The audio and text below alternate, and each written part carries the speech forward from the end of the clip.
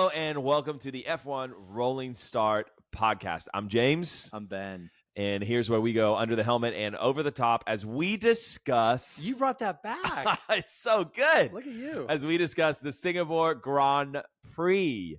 Man, craziest Riveting. track, most grueling.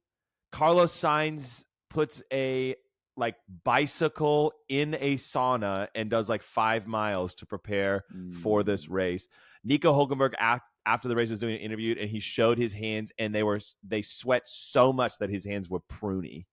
Unreal. And he said, please make this quickly. I feel like I'm going to faint. Yeah, it's a crazy race. It's a wild race. But is it? Well, that's what I was just going to say. It feels, well, I should just say this. So my son's in soccer, and we're paying $10 for the entire season. But the intensity and the commitment level that's required from us doesn't match what we're paying. It's like 2 practices a week, a game a week. He's 5, by the way. A game and 2 practices a game and 2 practices a week. So 3 nights of our week. Thank God we didn't for do that. $10. So I feel like with Singapore, there's this radical intensity. It's the most grueling race. It's so tough on the drivers. It's inches from the wall. And you want the on-track action to reflect Correct. that, but it doesn't. All hype. It's a lot of hype. And then you're like, wait a second. How is Chuck stuck behind Hulk for 20 laps? Right. There's 4 DRS zones. Exactly. And this guy in a Ferrari can't get past a Aston and a Haas. What is going on? So that kind of takes you out of it. And it doesn't live up to the intensity and the hype that you want it to. A little disconnected. No, not disconnected. I just think, well, maybe it is disconnected. It's just, it was wanted boring. More. Yeah. I wanted more. But Lando, dude, he's gaining a second a lap. Yeah. There's no fight at the front. No. At one point, it was almost 30 seconds. Oh, no, yeah. He was ahead of Max. And they called him and they said, hey, cool it down, dude. You're going to make a mistake. You don't need to be this fast. We can get into it. He almost made 2, and he almost ended He his did race. make 1. He was No, I know. in the wall. Well, I mean, he got lucky twice because he should have. Well, all I'm saying on Singapore is I each time am like, this is going to be freaking good because it's such an intense race. And then I'm like, but you can't really pass. Right. And it's a DRS train. Yeah. And yeah. So mixed feelings. I've got mixed feelings about it. Mixed feelings. I don't really have mixed feelings. I think it was just kind of it was a bit of a blah race. And what was unfortunate is they tried to change the track. They added a DRS zone so that we could see more overtaking. And we did not. No. We did not see overtaking. The one saving grace Singapore has for itself every year is that, well, I should say it previously had a 100% chance of a safety car, which threw all of the strategy up in the air, and you can get a little exciting. Yeah. There were some great moments in the Singapore GP. But let's start. Let's go through each team. McLaren, Norris reigns supreme. He has been knighted. He is the king of F1 right now. And Piastri, he cleans up right after him this week. Here's the thing with McLaren. McLaren is consistent. Piastri is the only driver who has finished all laps this season. The only one. All laps. All laps. He is a metronome when it comes to consistency. Yes. Norris was up by 30 seconds before he pitted. Yes. McLaren is on another level. They are number 1 in the championship. They're running away with it. Yes. It really is inevitable that they're going to take it. Norris has a chance to take it to Max for the drivers as well. But this race, there wasn't a whole lot of drama at the front because Norris, I don't know where his pace came from. Obviously we know McLaren's been on top of it. Their development has far surpassed Red Bull, but it was insane to see someone up 30 seconds on a second place Red Bull. I mean, the dude was in another zip code. He was the only Unreal. guy on the field that he could race. Yeah. He was racing himself the entire day. He even did one major wall tap that at any other race would have allowed for somebody to get past him. But he was so far ahead. It was like last year when Max spun out leading the race. Just got back on the track and still won. Max just like pulled into like a little parking lot. Yeah, had a cigarette and a cappuccino and got back in his car and kept going. Like it was just it felt like that. It really did. And Piastri is no longer the understudy, occasionally getting points and learning. We didn't talk about Baku, but Baku he won. He won Baku. And prior to this race, coming out of the summer break, he had won the most points out of any other driver on the grid after the summer break. Yeah. The dude is consistent. He is calm. He is taking McLaren along with Lando towards the Constructors' Championship. At this point, they lead it from Red Bull. They do. Red Bull is in second place just. You were saying Ferrari's 6 points. Ferrari is 6 points back. So McLaren's at 516 in first. Red Bull's at 447 in second. Ferrari's at 441 in third. I didn't realize Ferrari was that close. Yeah. They were a distant third in my mind. Yeah. And I was updating, our spreadsheet that we have, and I was like, oh my God. Yeah, it's a 3-horse race. There. It is a 3-horse race. Legitimately. And Red Bull at this point, I mean, question for you. Where does Red Bull finish in the Constructors by the end of the season? Your prediction. Oh my gosh. I think it'll be a duke out for P2. I don't think with Checo they can win the Constructors. No. They're just not going to do it. Max can't do it alone this year. No, it's already gone. With Piastri and Norris, it's just insane. McLaren has this Constructors Championship. And P2 is up for grabs. Ferrari was looking great. And then this weekend, they fumbled the ball. Well, qualifying is what did them in. I mean, Sainz had this slow motion crash into the wall as he was ramping on his out lap. It wasn't even for those of you that don't know, that when you're qualifying, you go out of the pits and you take one lap to warm the car and the tires up to get them in the window. You don't go too fast. You don't go too slow. You keep the tires in this window. And he crashes on that lap, not the lap when he's like pedal to the metal and like inches from the wall. Like it was so strange. I mean, I'm sure his mechanics were thankful. Less work for them to do. If he had crashed full steam, it would have been 100%. But then Chuck gets his lap deleted, and falls to 9th and 10th. So we're getting into Red Bull, into Ferrari territory. But as far as constructors go, I think Ferrari actually is going to surpass Red Bull because I think Sainz and Chuck are more consistent as 100%. A pair than Checo and Max are. I think that's actually a really good point. It comes down to the team's consistency. Mm-hmm. McLaren, there's no one that touches them. Right. They are ridiculously consistent. Red Bull has been all over the place. Yeah. Ferrari is more consistent than Red Bull. So right. At the end of the day, they're scoring more points than Red Bull is, and I think Red Bull falls to third while potentially still holding on to the Drivers' Championship. Yeah, exactly. Which is a testament to Verstappen for sure. And we could jump into Red Bull because Max is in damage control mode right now. He is on the back foot. I love. There's a great saying that says the greatest thing you can have is momentum. So do anything you can get. Yes. To get momentum. And one of the reasons why that's so important is because momentum's really hard, dude, to get. You've got to really push, and they are losing momentum. Checo's MIA. I don't know where he is.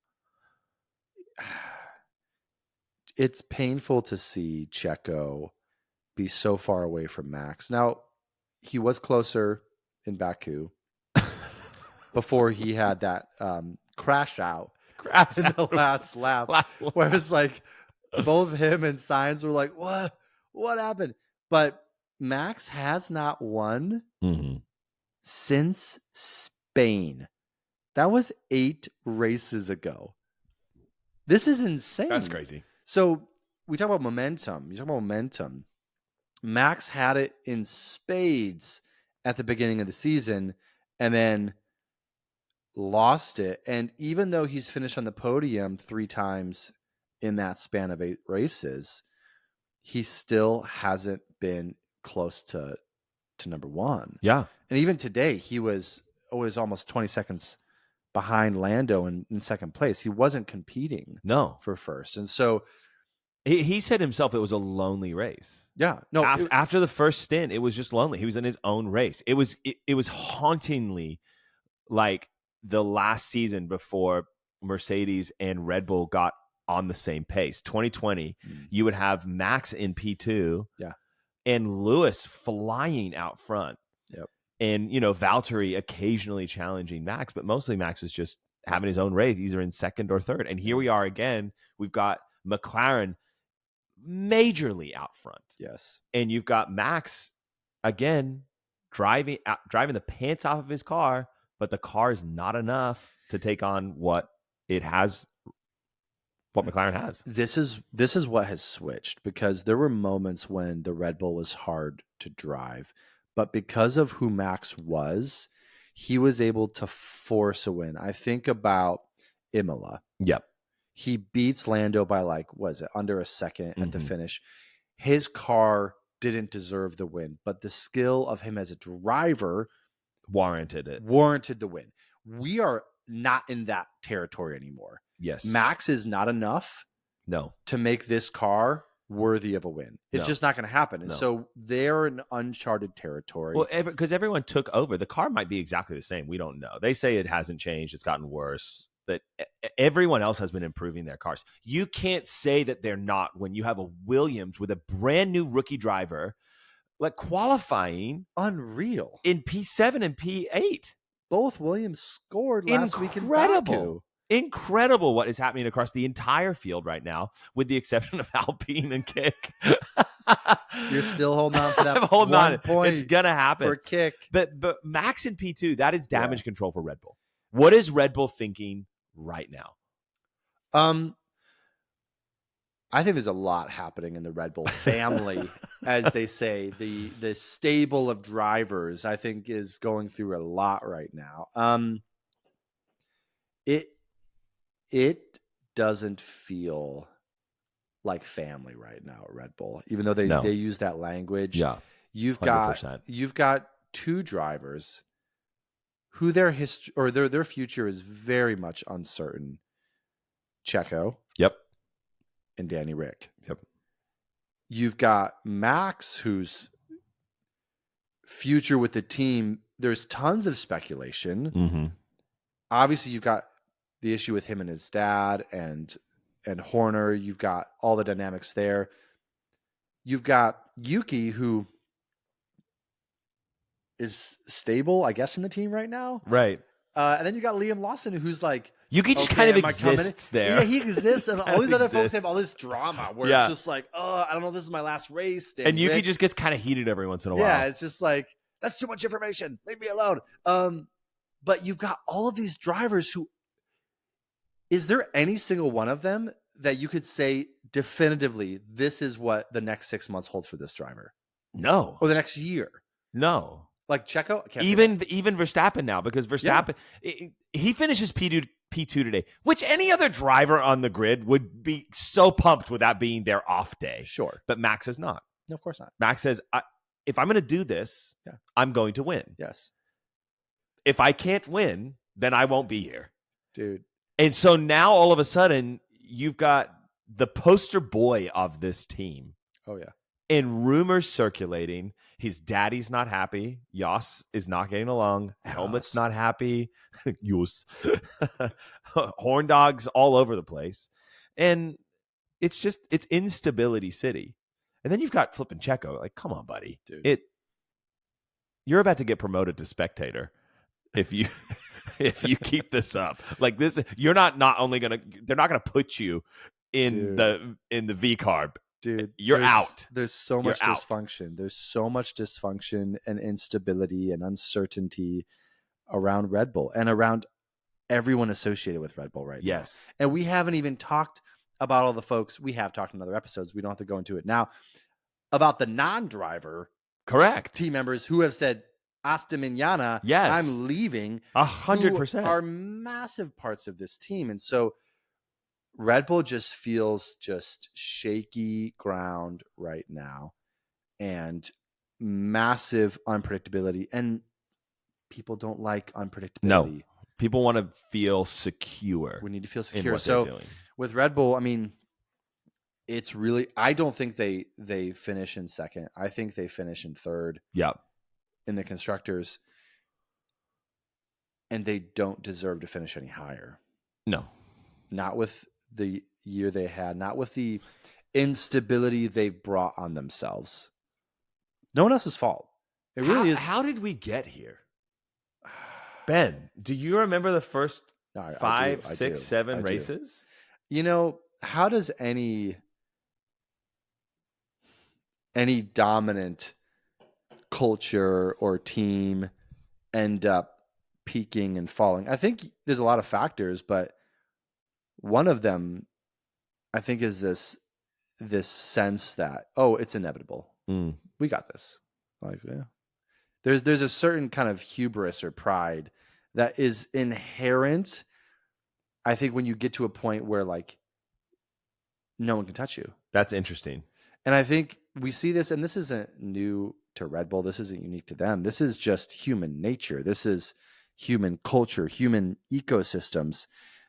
You see this all the time with teams that have reached the pinnacle and then they just plummet. Yeah. And there's a lot of factors, but I think part of it is we start slipping in the small areas. Yeah. And we start kind of allowing hubris or pride to settle in. We start believing things about ourselves that don't take all the facts into consideration for how we actually achieve that in the first place. Right. So I don't know, but I mean, that's a really good point. A left turn got turned halfway through the beginning part of the season, and Red Bull, they are not the same team. They're not. It's not usual for us to see such dominance turn around. It's not usual in a Formula One season for the hunter to become the hunted. They have fallen. They went from apart. apex predator to ant. That's dramatic. I mean, they're still in P2, but in comparison, like if you look at the top of the field, I think there's something there to talk about with the hubris, with the pridefulness. Obviously, a reason why I've never been a huge Red Bull fan is because one of the things about Mercedes is how humble they are. Stop, right? Now. False humility is still pride. No. Let me prove my point. Because after they won their first Constructors Championship, every year after that, they would start in the factory and they would say, basically, we're going to lose. We have to pretend like we didn't just win. And then they would come out with the craziest designs. And then they would change them if they didn't work quickly. Until the year they came out with the zero pods. And they just got prideful and said, no, we're going to see this work. This will work. Yeah. And it was a 3-year mistake. That put them so far back. Exactly. It did. And now we see Red Bull, and they came out with a brand new car design at the start of this year. And everyone was like, that's crazy. How is this going to work? And it did for the first part. It did. So they outdid the zero pods to begin with. They did. And then it just didn't. I mean, let's say there's no hubris. Let's say everyone's super humble and everyone is just, very gracious in how they think about others and themselves. Do you think there's just a point where you can't dominate anymore? You can't ascend any higher. Like you've hit the ceiling. The only way is down. Is that what Red Bull ultimately found? Like last year they won every race but one. You can't get any better than that. They won the championship for constructors twice over in points, right? Yes. Like was it just that? Hey, they will go down in the history books for that alone. Of course they will. Just like Ferrari has gone down in the history books as the most successful Formula One team in the history of Formula One. And I think to drive a point home here, Formula One is not it's not a year-to-year thing. It's a legacy that people are leaving behind. The fact that Ferrari can say that they still have a car on the field. Yeah. Is impressive in Formula One. Because there's a lot of teams that there's a lot of teams. At one point in the 70s and 80s, you would have 30 different cars qualifying to try to get out on the track. Like, and if you know what I mean, like, it's crazy. Yeah, so many incredible teams.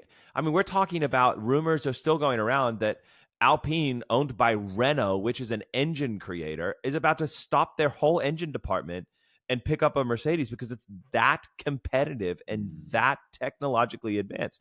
So to just be a team on the field that has a dominant season like Red Bull has is impressive. To be a team on the field that bought another floundering team, turned it into one of the biggest brands in sports, period, brought life back to it by starring in the Netflix series. Yeah. And then in turn has also, throughout the time of its existence, bought another team.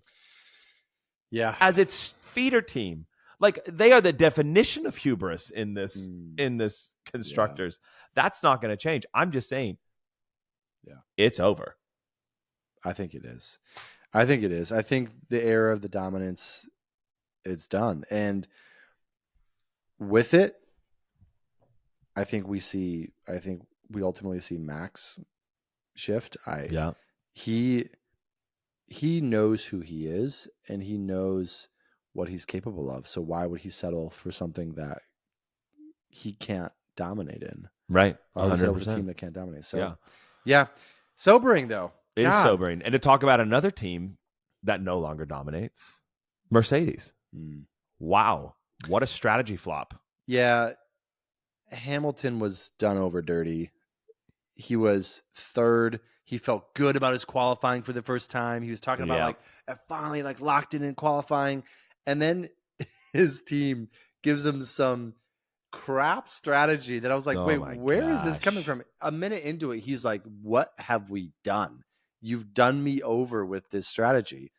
And it was just, he was done dirty. He qualified P3. His teammate qualified P4. Yeah. Didn't finish. George finishes P4. Lewis finishes P6. Yeah. And George had been behind Lewis the entire weekend. Yeah. Yeah. No, Hamilton deserved to finish on the podium. The problem was everyone was expecting a safety car. There's a 100% chance of it. Yep. Because there had been a safety car in every single race. And so everyone's strategy was like, okay, we're going to pit under the safety car. We're going to get, our safety car strategy in order. And it just never materialized. 100%. I mean, they couldn't strategize their way out of a paper bag in this Singapore race. Lewis on the softs was a terrible decision. Yeah, it was no good. And they have upgrades coming in Austin, and they better deliver. I'm hoping for an Austin like last year, minus the disqualification. Yeah. Russell had quote-unquote damage limitations, which I think is just code for we have no idea how to beat McLaren. We have no idea how to beat McLaren. You give me some encouragement. And they're giving him some random stuff. And Crofty's like, wait, I don't think that's what he's asking for. He's saying, how do I finish higher than I'm going to finish here, bro? Oh, and they're like, no, goodness. It's not possible. Lando's he couldn't hold off Piastri. A minute ahead of you. Just stop. And it was clear that Piastri was held up in Singapore. Can't overtake. And if anything, this proves that as soon as he had some free air, he was on Russell like no other. Yeah, I mean, the free air is the thing here. I mean, this is a larger question, and I don't want to go there. I don't want to berate. This is a long form podcast. We can talk about whatever the hell we want. This is a long form podcast. So we have so much time. Wait. Wow, we're already 24 minutes in. Fantastic. Now here's my question. Do we need to be a little stricter with how we think about tracks that don't really produce great racing? I mean, everyone keeps saying this about Monaco. Yes, it's the jewel in the crown. Yes, there's so much history. Yes, this is where so much F1 deals are closed and won. But the racing's not good. There's other tracks where the racing's just not great because they can't overtake. They can't pass. Do we have to start thinking like, hey, you're great. Your city's fantastic. This place is awesome. But we need to fix this. Yes. And I know they tried to fix it with the extra DRS zone. That was great. But they didn't did not fix it. Yeah. So what do we do next year is the question. Yeah, what is the solution? 100% agree with you. And Baku, I never thought I would ever say that Baku was a better racing experience. Baku at one point has the smallest part of a width of a racetrack in the entire calendar. Yeah. And it was phenomenal. It was a good race. Because they had made some adjustments. They actually, instead of elongating, they'd shortened areas of the track. Yeah. And it was a great race. It was full of drama. It was full of overtakes. It was incredible to watch. Singapore was Singapore again. And how many years are we going to have it? They tried. So we got to give them props. Yeah. They tried for sure. They tried. But the reality is that it did not work. No. So I think you're right. How do we adjust it? I think that's the question. Because obviously, great city. It's a great vibe. You have a dedicated fan base. Yes. You've got folks who just love the sport and are dedicated. And you want it to be a good race. You want it to be good both for the folks who are showing up and the folks who are watching it. And it, again, there were moments where the racing was good, but it wasn't a great race. Yes. And that wasn't necessarily the driver's fault. It was just the nature of the track. I mean, you've got drivers like Chuck, Alonso, Piastri, all these Hamilton, all these guys who are just having the darndest time getting past. Oh, it's miserable. Inferior cars, inferior drivers, and they just can't overtake when you're like Checo couldn't overtake a Haas. Dude, unreal. And we know Checo's not on form. We've been saying that. But it's a Haas. No, I mean, literally there was a point where Hulk was in front of Alonso and Alonso couldn't overtake him. A Williams was in front of Checo. Checo couldn't overtake him. Yes. And a freaking Yuki was in front of a Ferrari, and the Ferrari was having. It's out of control. When that happens, you know something needs to change. Yeah. And again, like I want to be competitive. Great for Williams. They've got some stuff. Williams shouldn't be able to maintain dominance over one of the top four cars. Not. No, I agree. I think the reality is we need to look at the tracks where everyone tunes in for qualifying and tunes out for the race, and we need to go, how do we fix that? How do we adjust that? I love watching Monaco qualifying. Oh, it's incredible. It's incredible. I loved watching qualifying for Singapore. Yeah. It was incredible. It was great. I love watching qualifying for Baku, and now I love watching the race for Baku. Yeah. Again, we don't have to belabor this. No. I think we should look at these tracks and we should go, how do we adjust it? Mm-hmm. You evolve or you die. Yeah. Unless you're Monaco. No, but I even think, I'm not talking about the track itself. I'm talking about the sport. Well, yeah, the sport evolves or it dies. So F1 has had a massive resurgence. It has a massive injection of life. Yep. All thanks to Zach Brown.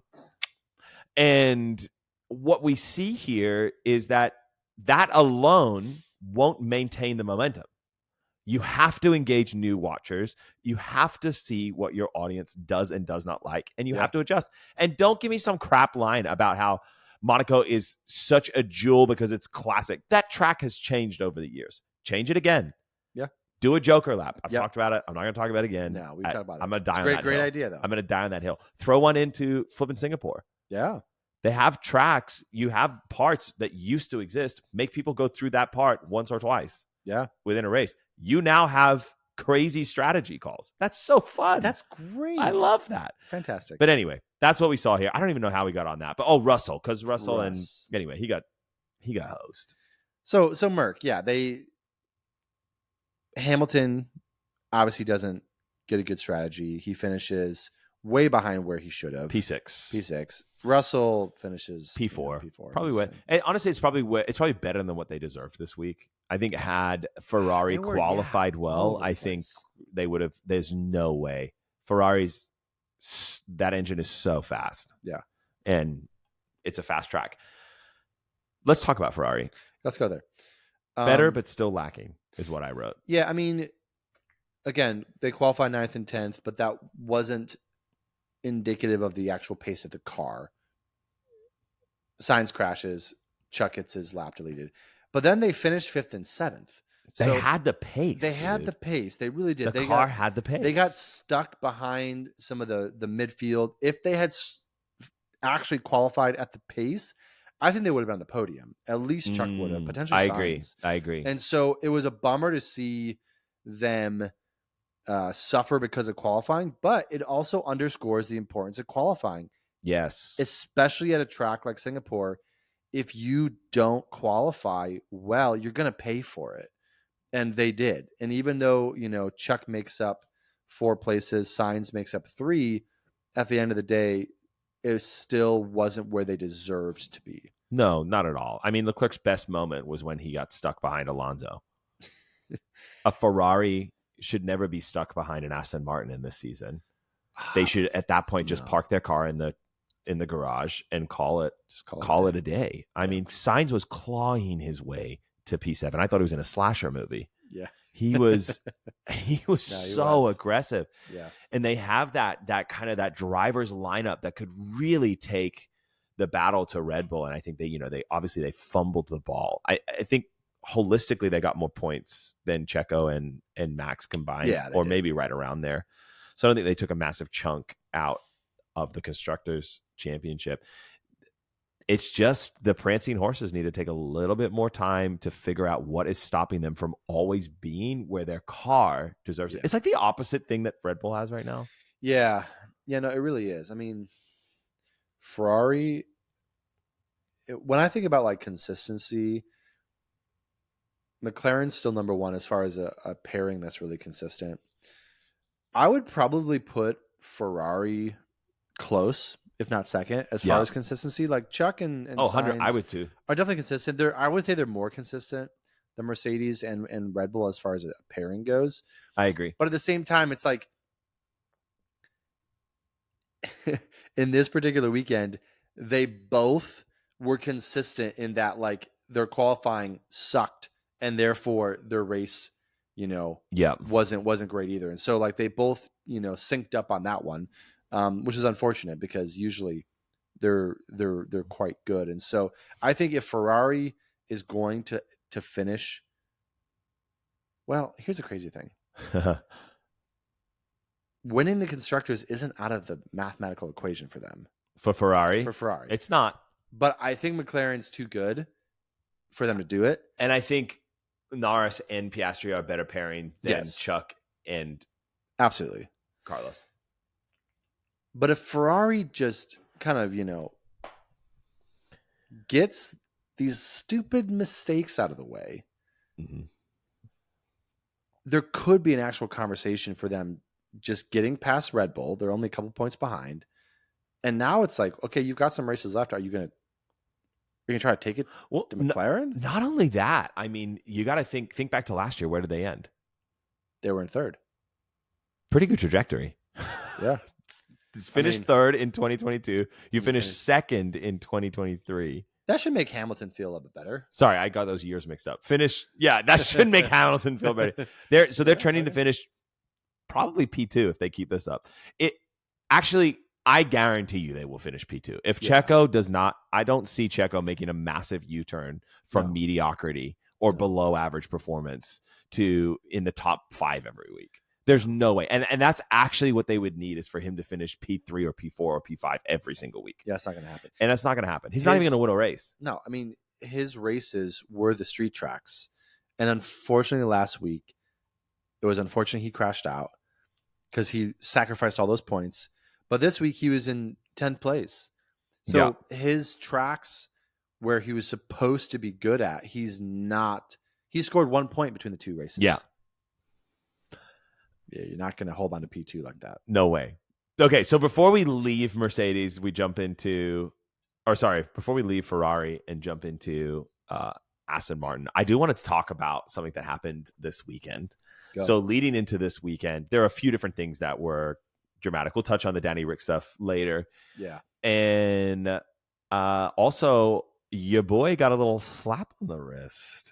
He used a naughty word in a press conference. Let me just say, sports is a high octane, passion filled, intense people use intense language and passion-filled language in every single sport, including F1. Yes.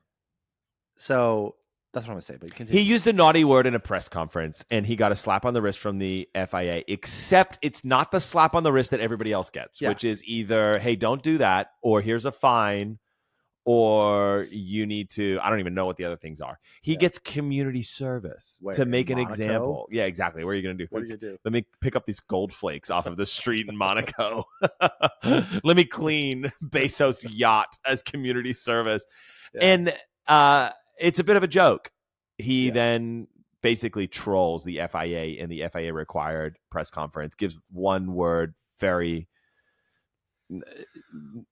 simplified and short responses. And then when pressed on it, says, I'd be happy to talk to you all outside after this and answer any of your questions. But in here, I'm going to get in trouble. Yeah. Norris then says he doesn't agree with the FIA. And then my guy Hamilton says, not only do I not agree with it, I wouldn't do it. Yeah. He basically tells Verstappen to boycott it. Verstappen then comes out and he's like, yo, I get it. The stewards are going by the book. The book is just dumb. And cue the conversation about the FIA. How do you feel about this, Ben? Here's the thing. We've had feelings about the FIA. Oh, I've got feelings. A lot of different things. The FIA is saying, listen, this is a global sport. There's millions and millions of people watching it. We've got, diverse audience. We want to, have a certain standard for our athletes, yada, yada, yada, whatever.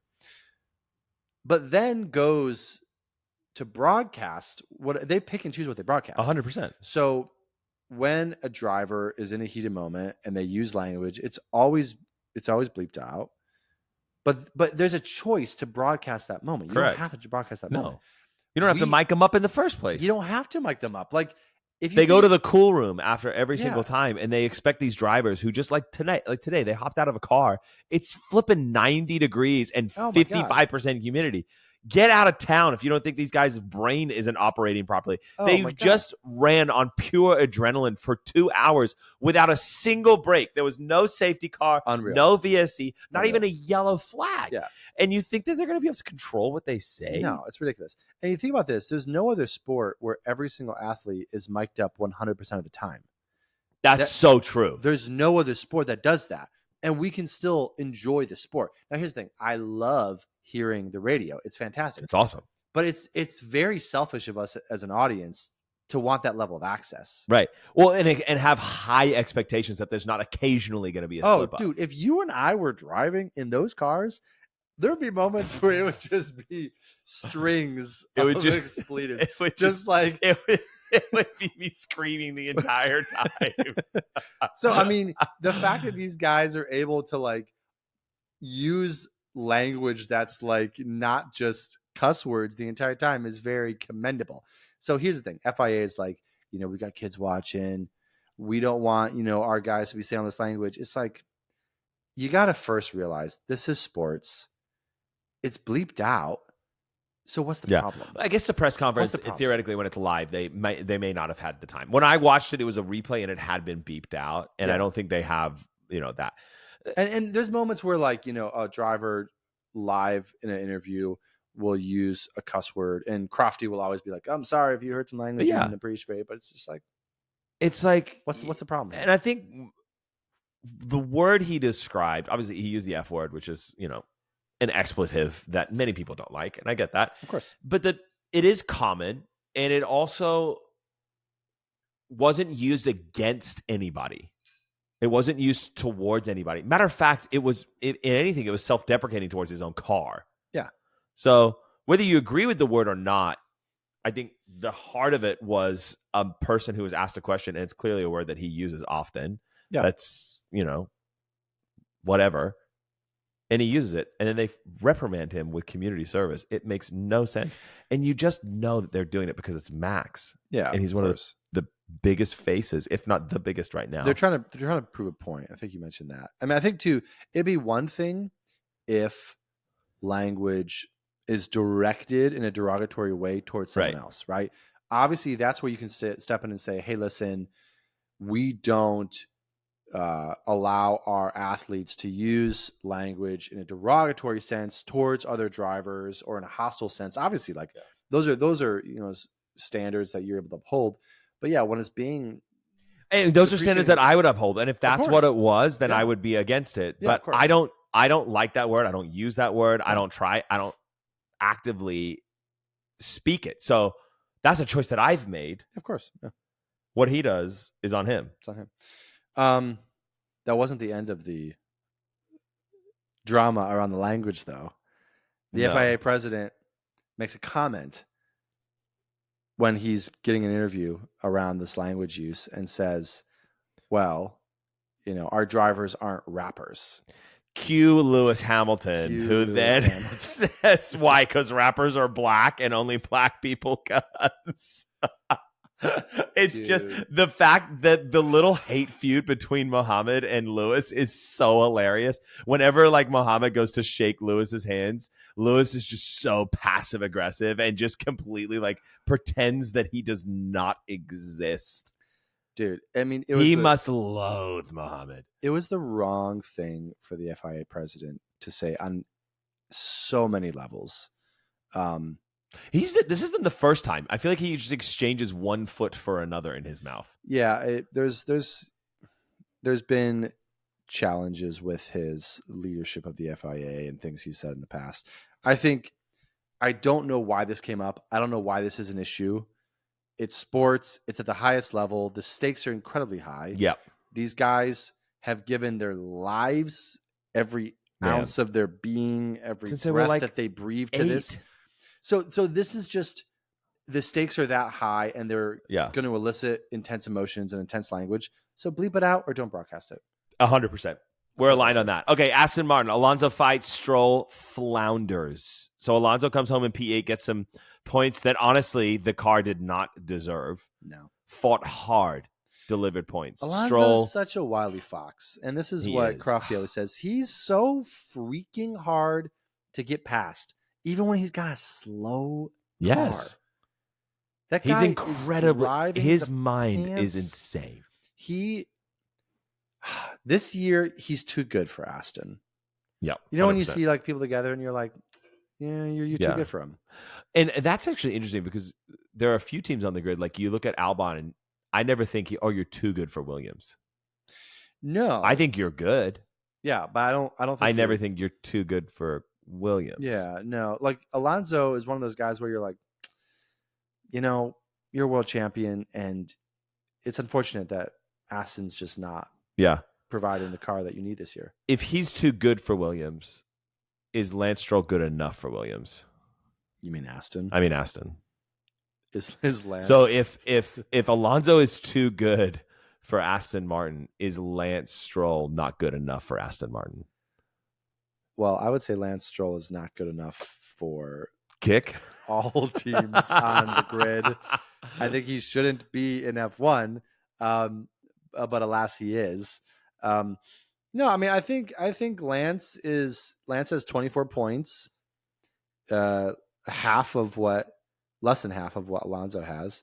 I think Lance is kind of like, I mean, if you're going to be on a team, this is kind of like where this team's at right now. Yep. Like he feels more aligned, his performance with the car, than Alonso. Alonso, we know can drive so exceptionally well, and he is being dragged down by that car. I think Lance is just kind of meeting the car where it's at. Yeah. I don't expect him to be any better than that. Yeah.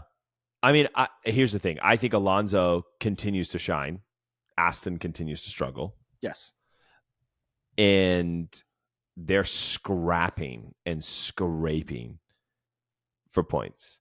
Yeah. Austin might suit them better, but I think Alonso is dragging Aston Martin to P8, and Stroll just enjoys a scenic stroll at the back. It's the same old story. No, I mean, one of the drivers is doing it. One of them is actually racing. I mean, Stroll has scored twice since Spain. So he has 24 points. Yes, 24 points. 24 points over the course of 18 races. Yes. So that's 1.333 recurring. So just about 10th place. Right. So Franco comes in for Williams. Would you consider Williams as good of a car as the Aston Martin right now? No. Okay. Franco has 4 points. Dude, Franco. He's raced 3 races, 1.33 recurring. So you have someone that's been in Formula One for upwards of 10 years versus somebody that's been in there for upwards of 3 races. You have someone that's done hundreds and hundreds and hundreds of laps versus someone that's done dozens of laps. And they're scoring on the exact same wavelength. In a car that is worse, on a team that has less money, I don't know how much more I have to drag home the point that the Nepo baby has to go. He does. It is unacceptable. Data. I love your use of data. Thank you so much. Thank you so much. I did that for you. I did that for you, Ben. I did that for you. So incredible. Thank you. I mean, love blinds us sometimes.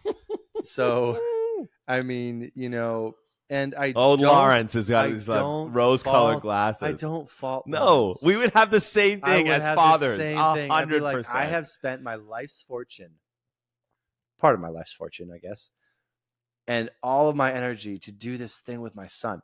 I don't think Lance really cares as much as his dad does. Lawrence, I think Lawrence is the guy who would have been that racer, would have been that incredible competitor.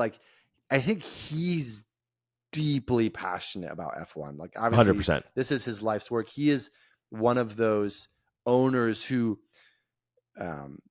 is like a team principal of old who they used to be the owners. He's that involved. He's involved. And I think his son is like, yeah, exactly. This is cool, Dad. I think the fact that today you had Alonso in an Aston Martin of this season, the fact that he could even sniff a Ferrari is just a testament to that 43-year-old. I mean, he is strategic. He is intentional. He is absolutely dedicated to his craft. He would stay in his driver's room up until the very last second it was necessary for him to leave and go out. Because last year he said this was the hardest race for him physically in his entire career. Yeah. And so he is just that laser focused. This guy is 43 years old and he's in a car that is not good enough for his skill. He could be phoning it in. Oh, yeah. He's got his extension. He's going to be at the team. They've got Adrian coming in. 100%. I mean, he could just say, hey, he could say the car's crap, and no one would fault him for it. No one would fault if he scores outside the points. This guy could phone it in the rest of the season, and yet he is scoring 5 times in the last 7 races. Yeah, and you have his counterpart who is supposed to be trying to drive this team forward, who is a son of the owner. And the reality that we see from him is that he has accomplished nothing over his career, and he phones it in every single week. The Nepo baby that just has get to me go. Really upset. It's got to end. It's got to end. I'm going to make a comparison here. Go for it. Lance Stroll is like the Carl Lentz of F1 for me. I just literally You're merging 2 worlds. I'm merging 2 worlds where I'm like, you both are so similar to each other and you enrage me. Oh my goodness. We should move on before I go down any further. That is that rabbit hole. That is incredible. And for those of you that want to find out, just Google it. Just Google it. Okay, here's what we have to talk about, though. Aston Martin aside, Haas is still the biggest surprise and continues to be the biggest surprise of the season. Dude. Last week in Baku, Ollie Behrman made the most niche statistic ever. He is the only driver in the history of Formula One to score points in the same season from 2 different teams. On the only times he races. It's just incredible. It's unreal. To further my point about the Nepo baby, the next generation is ready to take these seats. And I would argue even generations that are a part of Lance's. What if Lance was told he wouldn't be racing next week? Would he have the same kind of reaction that Danny Ricciardo had in his post-race interviews? No. He would just say, okay, cool. I'll go race in another series for my daddy. Or I'll just go and hang on a yacht for Or I think I got an accounts payable job. I don't have to show up for it. Yeah. And, because they'll make $4.5 million a year.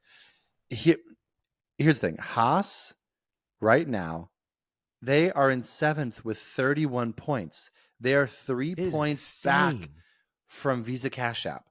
They have every potential to finish in 6th this year. They were last. They were dead last. Literally in the 2023 constructors, they were 10th with 12 points. Shocking. They have 31 points. Hulk, and again, it was Singapore. It's hard to pass. Put that aside. The dude he ripped in qualifying, dude.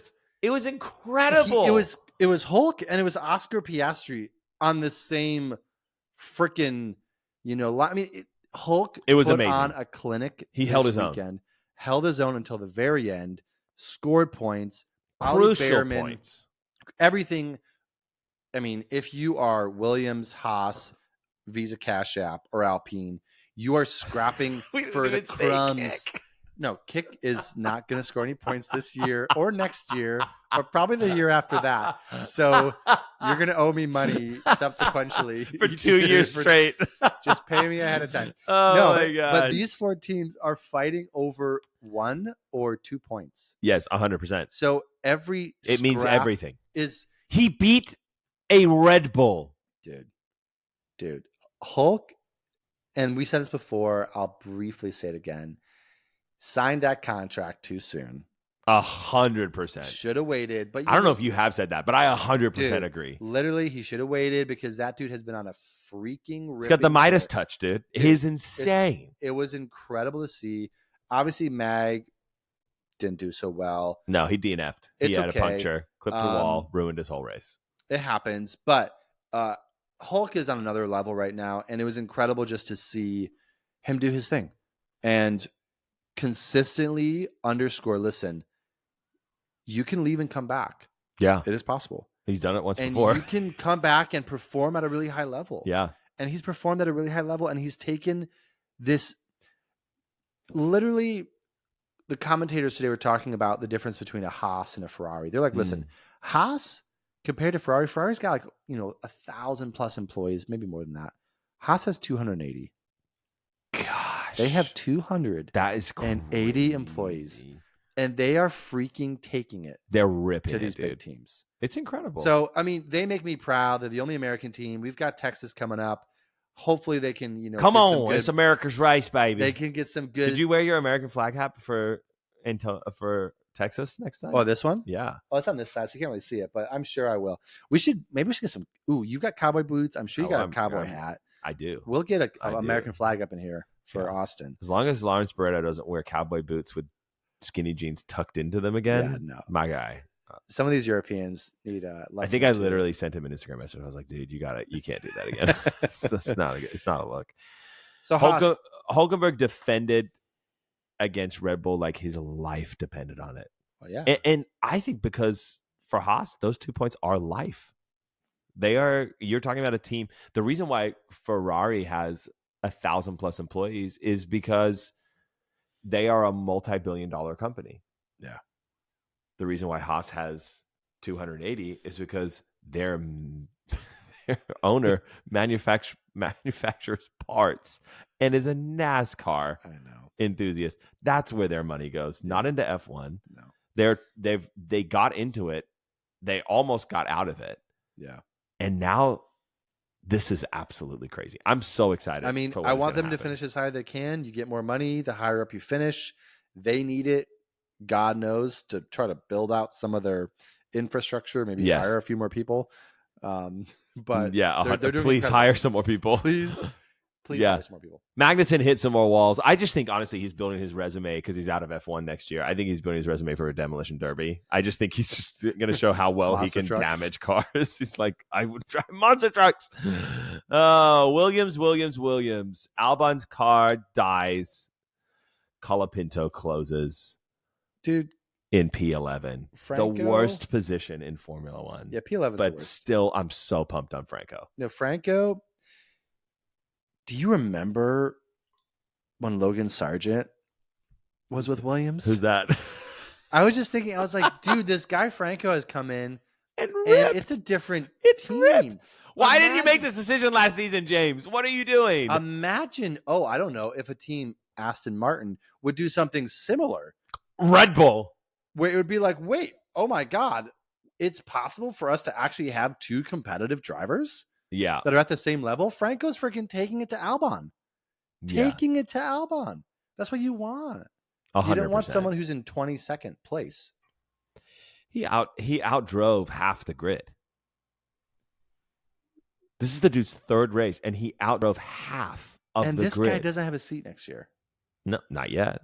There's one seat available. And it's between basically Bottas and this guy right now. That's tough because Bottas is a good driver. Bottas is good. And he's been done dirty this year with kick. So dirty. He deserves better. He's like Alonso. He deserves better, except he actually deserves way better. The guy can race. He can win. Franco, though. Frank is feeling the classic Williams heartbreak, that P11 position where Albon has just been kind of living the last few years of like, I'm really driving here. I'm really trying, guys. But we just can't seem to get that. And Albon's car cooked itself. So it completely and utterly over. Kravitz thought maybe a bag went into the car. Or a lizard or something. Yeah, who knows? And Franco, I mean, on the opening lap alone, he dive bombed down the inside. It was Albon's like, ballsy. What is he doing? Like literally what is he doing? Why is he doing this? Because it's racing. That's what we want to see. And the second corner, he went for another massive move, and his car got a little squirrely and had to bring it under control. But had he nailed that, he could have been definitely in front of Leclerc at that point in time. Crazy. And it's Singapore. All you got to do is just hold your position. Yeah, seriously. And you've got it. He's a rookie for these, and he's taking advantage of every single one of those laps. I was nervous that it's like, man, you're bringing this kid in, and you're kind of ruining his career because he doesn't have a chance to prove himself. But from race one. Well, yeah, I mean, he understands he's racing for his future. He's not racing for his immediate future, it would appear. No. But he wants people to remember his name. Yes. When his seat opens up. And at minimum, he's got to be a reserve driver for next year. He has to. He has to. He's phenomenal. Yeah. I've been so impressed with him and so glad. Actually, a little bummed they held on to Sarge as long as they did. Yeah, same. I mean, we were both. You and I didn't even want him to enter into this season. No. We have fun in IndyCar, buddy. Yeah. Good luck. Okay. Visa, Cash App, RB. This is denim suit. This is the heartbreaker. Brutal. Oh, Ricciardo steals the fastest lap. A final blow on what might be his last race. I don't know an F1 without Danny because I am, and I'll be honest about it, someone who came into this sport through the vehicle of Drive to Survive. Yeah. And who's the first voice you hear? Any American. It's Danny Ricciardo. Danny Ricciardo. And here's the thing. Any American would say that Drive to Survive is either why they're in it or why they're back into it. Because even me, who grew up in Australia watching Formula One, I didn't have access to it here. So for years, I went on ad hoc internet articles because I didn't understand what ESPN, ESPN didn't have it. Yeah. And so then Netflix comes along and you're like, oh man, this is incredible. Unreal. And then all of a sudden, a year later, it's broadcasted on ESPN. And then the F1 launches an app. And then we have access to it all. And so Danny Rick is a big part of the resurgence back into. And to hear this weekend coming into it, that they're all sitting down talking about in the 3-week gap between Singapore and Austin, whether or not Danny will be in a seat, whether or not Perez will be in a seat, what the driver lineup looks like, and if they're going to switch out. Because the reality is at the end of this race, according to rumors about Liam's contract, they either have to put him in a seat or they have to let him out of his contract. And you bet your bottom dollar they're not going to let him that he would land that seat probably over Bottas and over Franco right now. Oh yeah. Yeah. I mean, it's it really is an incredibly like bittersweet moment. I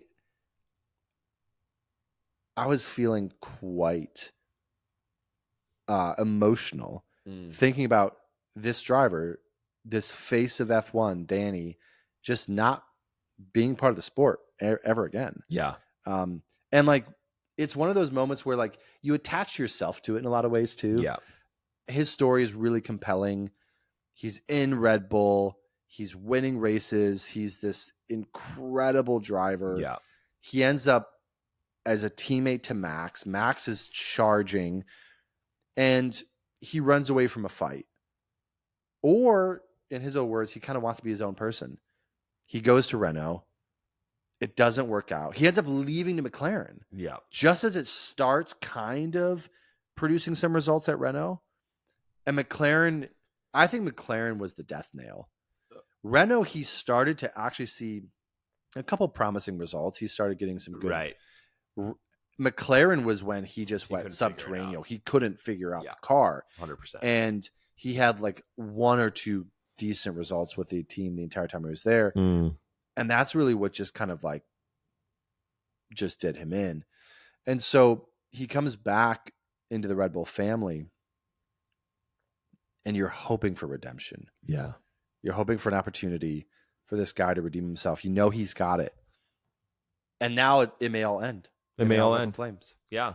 I think it's crazy. He does Max a favor, which feels kind of full circle, and takes the point. It could affect, and he's so close between Lando. Lando's really got to pull it out for the rest of the season. I mean, that 1 point could be the deciding factor.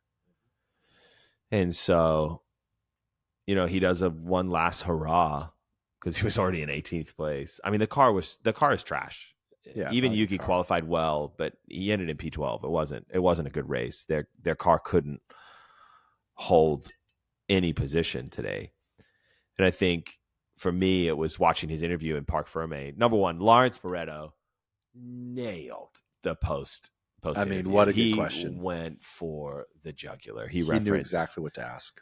He referenced Danny. He said, "Hey, you sat in your car for a really long period of time," which then led Danny to say how he was savoring his potential last moments in Formula One. And I mean, Danny is like holding back tears the entire time. He talked about the cockpit and like what that has meant to him over these years. Incredible. And you think about it, it is a story. The dude's 35 years old. He's been doing this since he was probably 6, 7, 8 years old. He's our age. This is his entire life. It's like when Kobe retired and they asked, "What are you going to do?" And he goes, "I only know how to ball." What does a driver do after that? This is their life. Well, as your whole life force has went to a singular thing. The dude was in boarding school at Red Bull so that he could race all the time. He spent long periods of time away from his mother and father and his family in England. I mean, he's traveled the world. He has a handful of friends that could possibly keep up with the schedule he has. He goes home to, yes, $1 million mansion, but who and what? I mean, this is it. He's starting again. I mean, he does have a vineyard, so that's one thing he could do. But no, when you think about it, like, I haven't given myself singularly to any one thing over the course of my entire life. No. So it's ebbed, it's flowed, it's changed. There's so many different things that like I've given time and energy to and have, I would say I'm like decent at certain amount of things. Where it's like, if this doesn't work out, I can go do this. But like these guys, this is their entire life. So the fact that all of this could be gone and could be over for him is really, really sobering. Do you think Red Bull is making the right call if they say, "Hey, Danny, thank you for your service.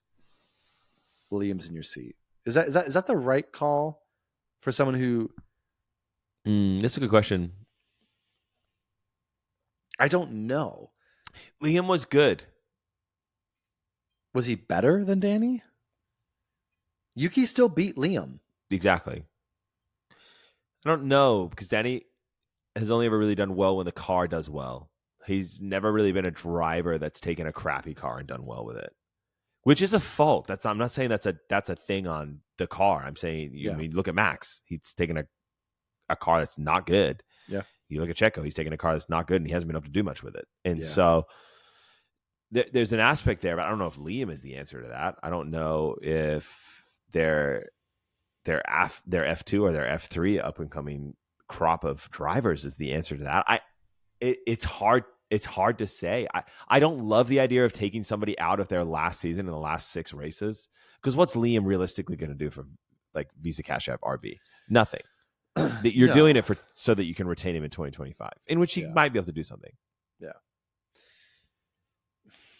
Yeah, there's information, there's contracts, there's things on the back end that I'm sure they're tied into, which is ultimately why they would be considering this. But I do not think Liam beats Yuki. I do not think he gives the team more information than Danny would on how to improve the car. I think that's a good point. Is like what you said. This is probably contractual, and it has to do with the team retaining him. Yeah. And where's Danny going to go? He's going to go hang out at Audi with Hulkenberg. I don't think Matteo wants him. I don't think he's even entertaining the idea. No. So it's a tough kick, man. It does feel like a bit of a kick in the teeth, because Danny is, even though he hasn't been on form, he's a character and he's fun. But at the end of the day, this is Formula One, and it is a high risk, and it is a performance sport for everyone but Lance Stroll. And so let's move on to Alpine. Not so much to shout about. P13 for Ocon, P17 for Gasly. Oh, I don't have nothing worked. I don't have any notes. It was a long stint. There was no reward. There's nothing to talk about. They're going backwards, and they're going backwards faster than they're going forwards. It's terrifying. There's that saying of like, oh, sometimes you take one step back to go 2 steps forward. They're taking 15 steps back to look forward and then go 30 steps further back. They're hoping they're going to have launch forward. Oh my gosh. That's going to, make up for all the steps back they've taken. It's not going to happen. They need a miracle. They just need to say, it's been fun, F1. Goodbye. I feel bad for Gasly. I never really felt bad for Ocon, but I feel bad for Gasly, man. Now, Gasly's a good driver. He's won races. He's got podiums. He was a Red Bull driver. I mean, he's a talented driver. And you realize with a Gasly or with a Ricciardo, you're putting these guys into situations where they have to make decisions for their future, and they only have a little bit of information. And they're often staking the rest of their career on this piece of information. Yeah. And ultimately, it doesn't work out. There's so many drivers who have kind of went to a lower performing team, and it kills their career. They're done. 100%. But at the end of the day, like, what price would you pay to keep racing? And so for some of these drivers, like, if that's the price they have to pay to stay in F1, man.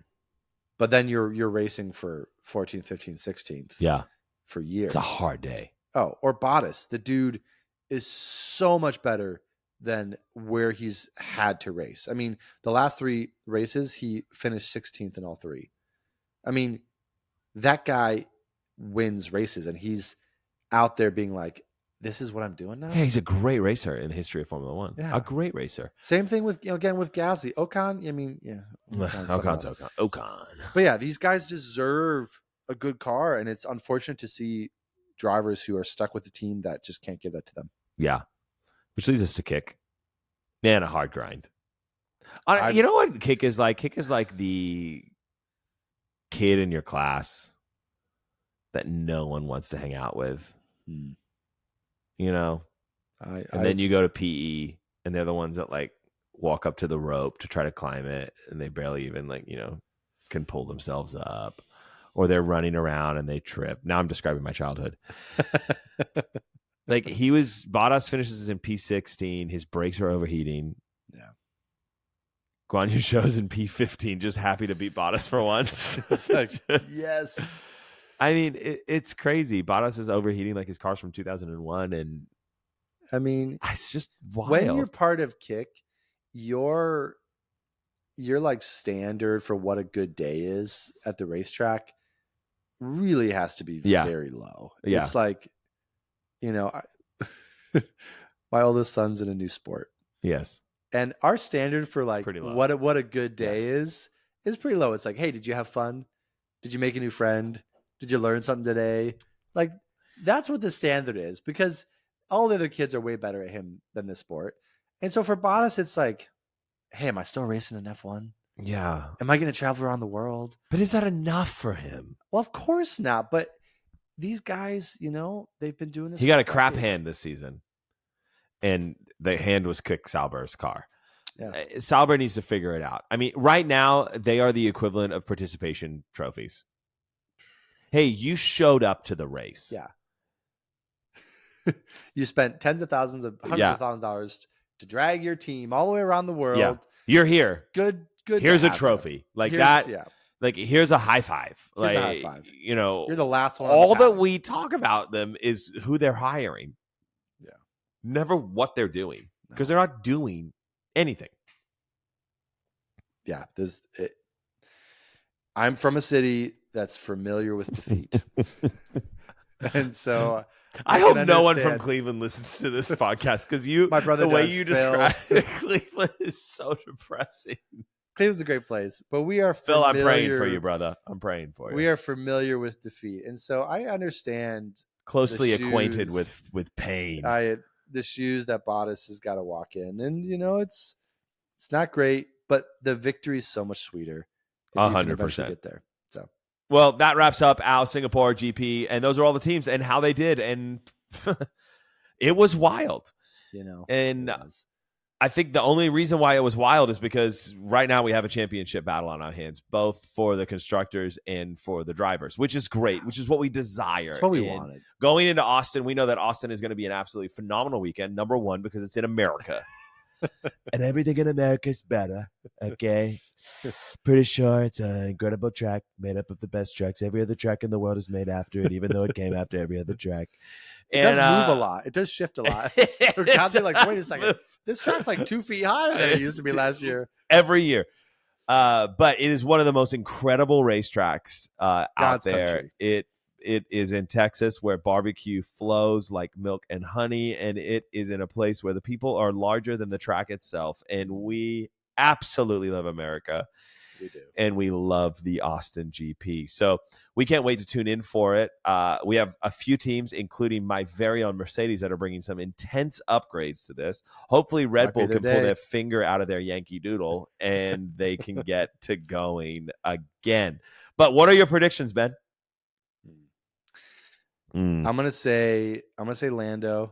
He's got momentum. I'm gonna say Piastri. And I'm gonna go.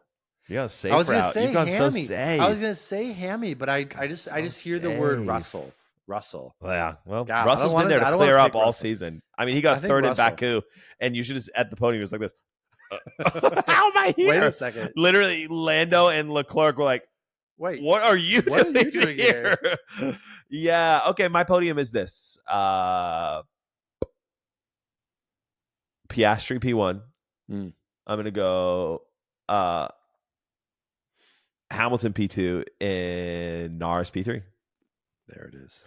And like every single one of our predictions this season, they will be completely wrong. But tune in next time for us to be humble and admit it, and for you to enjoy the Rolling Start F1 podcast. If you've made it this far, go ahead and like, subscribe, send us a message. We'd love to engage with you, as we're obsessed with Formula One. And if you're listening to this, we assume you are too.